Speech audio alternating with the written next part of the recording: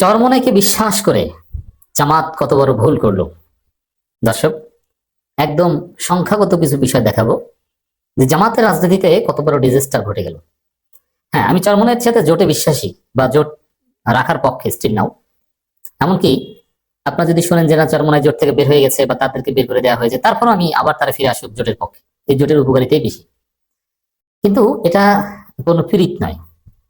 এখানে win win situation হতে হবে এবং রিয়ালিটির উপর ভিত্তি করে জোট হতে হবে। এখানে কোনো ইমোশনের স্থান নেই। এখানে প্রুফ ছাড়া অথবা একটা ফাইনাল এগ্রিমেন্ট ছাড়া কাউকে অন্ধবিশ্বাস এরকম করার কোনো সুযোগ নেই। রাজনীতি খুব হার্শ এবং খুব ক্রুয়েল একটা জিনিস। তো জামাত এখানে ইমোশনাল কাজ করেছে। দর্শক, কি ঘটেছে দেখেন।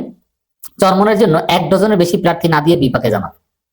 শুধু চরমোনাই, এবি পার্টিও তো জামাতের সাথে নাটক করছে, যেখানে এনসিপির সাথে জামাতের এগ্রিমেন্টটা ফাইনাল, এটা নিয়ে কোনো টানাপোড়েন নেই। কিন্তু এবি পার্টির সাথে টানাপোড়েন আছে, অনিশ্চয়তা আছে। চরমোনাইয়ের সাথে তো কি ঘটছে আপনারা দেখছেন, চরমোনাই নাটক করছে।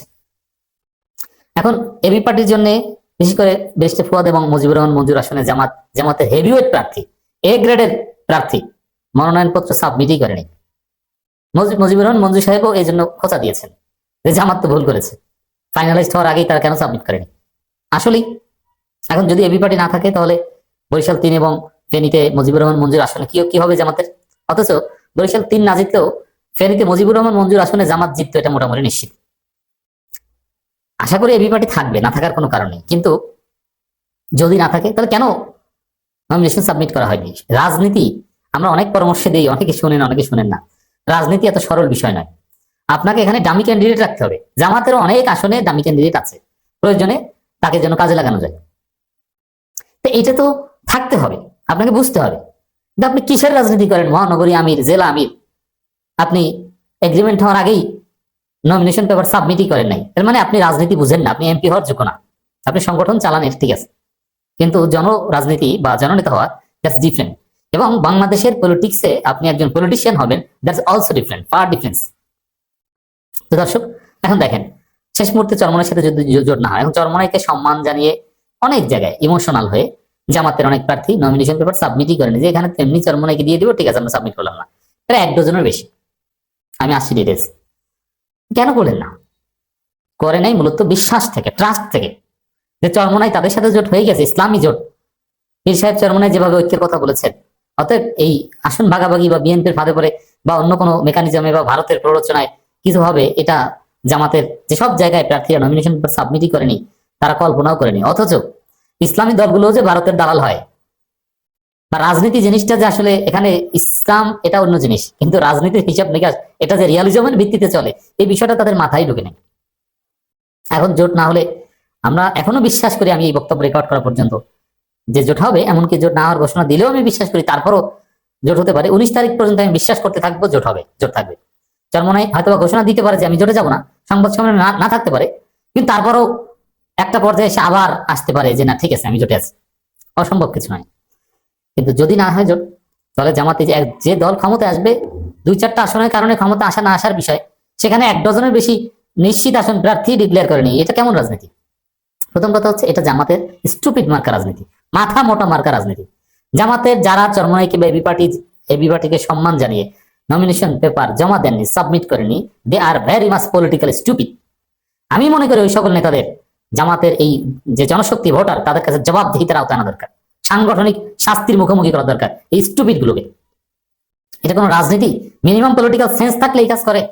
একজনকে ধরেছি আমি যে আপনি এটা কেন করলেন, বলে যে আমিরে জামাত বলেছে। আরে আমিরে জামাত বলেছে আপনাকে আসন ছেড়ে দিতে হবে, কিন্তু আমিরে জামাত বলেনি যে আপনি নমিনেশন পেপার সাবমিটই করেননি, করবেন না, এটা বলেনি। আসনটা ছেড়ে দেওয়া লাগতে পারে এই, কিন্তু আসন ছেড়ে দেয়া বা দিলে কি, তারপরে কি, না হলে কি, এরকম হিসাব নিকাশে থাকবে না। এই ভুলগুলো জামাতের স্টুপিড নেতারা কেন করে? কারণ তাদের আশেপাশে যারা আছে সব চাটুকার। আর যারা ক্রিটিক করে, যারা ভুল ধরিয়ে দেয়, যারা ক্রস কথা বলে যে আপনি এটা করছেন, এটা ঠিক না, এটা করলে তো এরকম হতে পারে, আপনি এটা পুনর্বিবেচনা করেন, এরকম কথা বলার লোক নেই তাদের আশেপাশে নাই। আর এরকম যারা কথা বলে তাদেরকে আশেপাশে আসতেও দেওয়া হয় না। আশেপাশে আসে কারা? যে ভাই আপনার উপর দুনিয়া কেউ নেই, আপনি তো নিশ্চিত প্রধানমন্ত্রী, এমপি।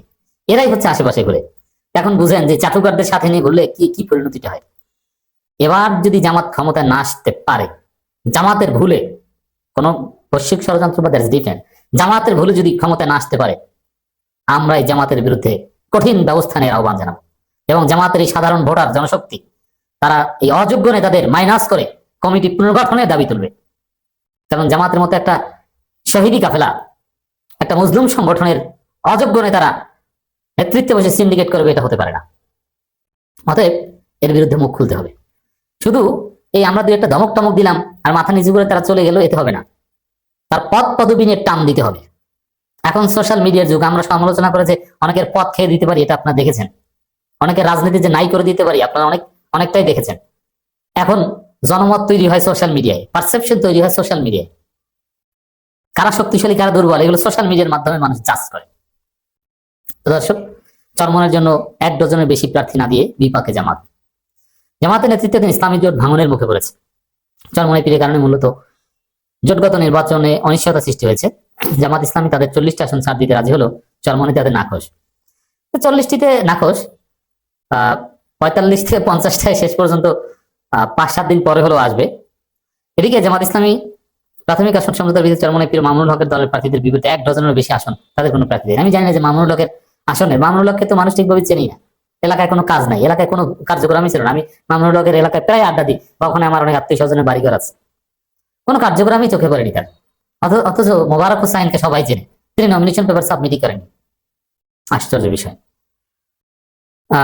এই সারের ফলে দল দুটি জামাতের সঙ্গে বার্গেনিং এর বাড়তি সুবিধা পাচ্ছে। অতএব জামাত যে স্টুপিড মার্কা সিদ্ধান্ত নিয়েছে, এখন চরমনের মতো ছোট্ট দলও লাথি মেরে জামাতকে, এই জামাতের স্টুপিড লিডারশিপের কারণে। আমি কনসাসলি এই শব্দটা ব্যবহার করছি। এই ধরনের নেতাদেরকে যদি সাধারণ কর্মীরা লাইনে না আনতে পারে, তাহলে ক্ষমতা আসলে আরো বড় বিপদ ঘটাবে এই রাজনীতি না বোঝা অযোগ্য নেতারা। এখন বলবেন যে এটা আমির জামাতের নির্দেশ বা সাংগঠনিক নির্দেশ হলে পুরো সংগঠন স্টুপিড, এটা কোনো কথা? এই যে দেখছেন না কি হচ্ছে, আপনি বুঝেন না যে এদের দৌড় কত দূর, মেধা কত দূর এই নেতাদের। এখন মামুনুল হকরাও বড় চোখে কথা বলে যে আমাদের আরো দিতে হবে, অথচ মামুনুল হকের দল একটার বেশি আসন রিজার্ভ করে না। মামুনুল হকের আসনে জামাতের প্রার্থী নেই, এটা সুযোগ নিয়ে এরা আরো বেশি চাচ্ছে। এরকম আরো অনেক জায়গায়, আমি তো 2-1টা বললাম। এছাড়া আপনারা জানেন যে সেই এক সাংবাদিক ওয়ালিউল্লাহ নোমান, বিশিষ্ট সাংবাদিক, তার আসনেও নাই। তো এইসব কাজ করেছে।